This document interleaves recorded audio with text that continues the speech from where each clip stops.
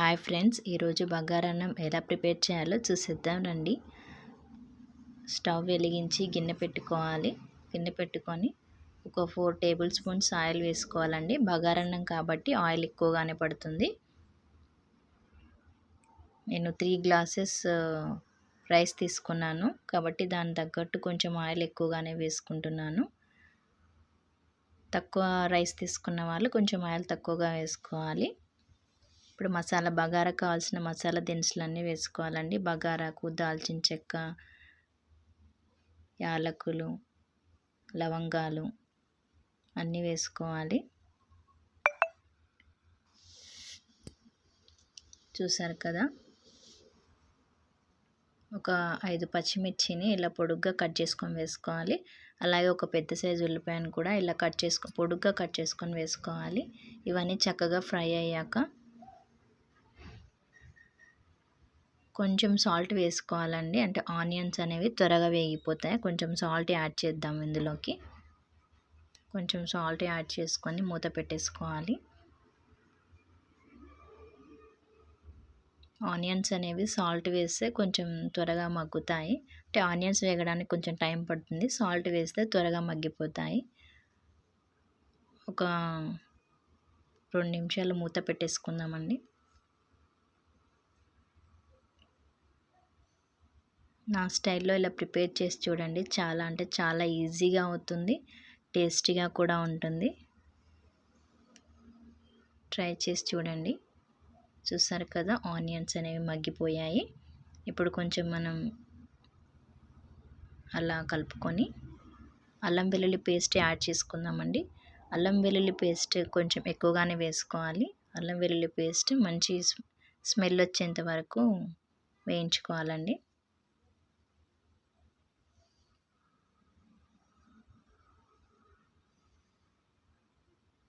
చూసారు కదా, ఇందులోకి కొంచెం ఇప్పుడు మనం ధనియాల పౌడర్ని యాడ్ చేసుకోవాలి. ధనియాల పౌడర్ ఎక్కువగా వేసుకోవాలండి.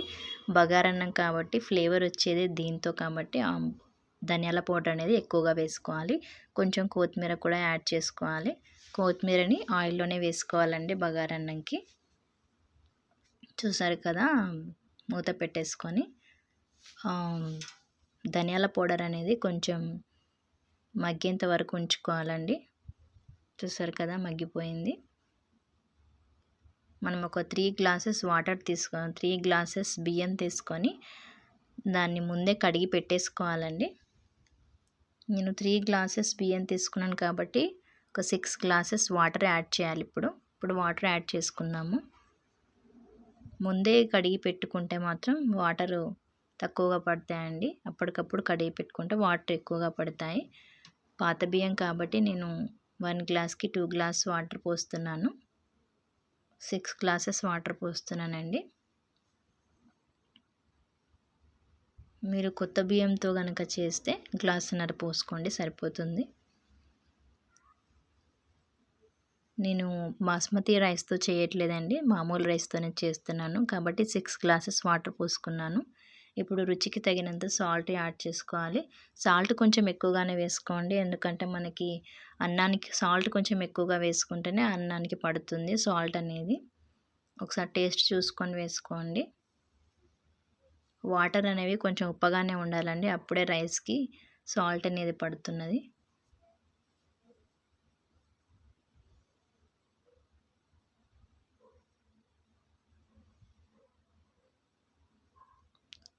సాల్ట్ వేసాక కొంచెం టేస్ట్ చూసుకోవాలండి. మూత పెట్టేసుకొని వాటర్ని మగ్గనివ్వాలి.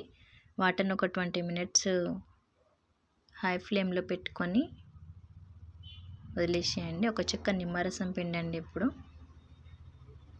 చూసారు కదా, నిమ్మరసం అనేది మీ ఇష్టం అండి, ఆప్షనల్ అది. నిమ్మరసం వేస్తే అన్నం అనేది కొంచెం పొడి పొడిగా వస్తుంది, కొంచెం ఫ్లేవర్ చాలా బాగుంటుంది. మూత పెట్టేసుకోండి ఒక 20 మినిట్స్. వాటర్ ఇలా మగ్గిపోయాయి కదా, ఇప్పుడు మనం ముందే కడిగి పెట్టుకున్న బియ్యాన్ని అందులో వేసుకోవాలి. మనం బియ్యం వేసేటప్పుడు కొంచెం జాగ్రత్తగా వేయండి. హాట్ వాటర్ అనేవి చేతి మీద పడుతూ ఉంటాయి, కొంచెం జాగ్రత్తగా వేయండి. చూసారు కదా, ఈజీ అండి. మధ్య మధ్యలో కలుపుతూ ఉండాలి. మనం బియ్యం అన్నీ వేశాక ఒక 10 మినిట్స్ హై ఫ్లేమ్లో పెట్టండి. మధ్య మధ్యలో కలుపుతూ ఉండాలి.